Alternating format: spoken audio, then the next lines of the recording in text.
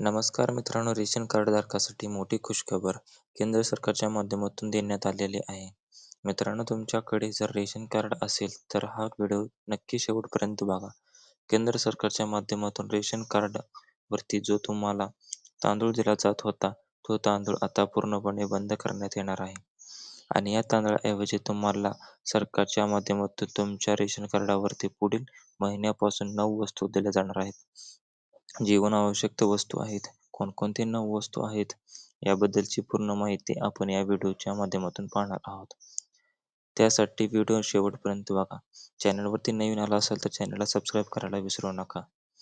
कोणकोणत्या 9 वस्तू आहेत याबद्दलची माहिती जाणून घेणार आहोत.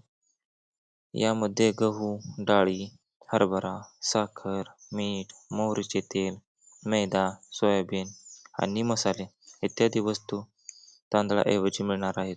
मित्रांनो, या निर्णयामुळे रेशन कार्ड धारकांना चांगला फायदा होणार आहे. हा व्हिडिओ आहे प्रत्येक व्हॉट्सअपवरती शेअर करा. आवर्जून शेअर करा. चला तर मग भेटूया परत अशाच नवीन व्हिडिओच्या माध्यमातून.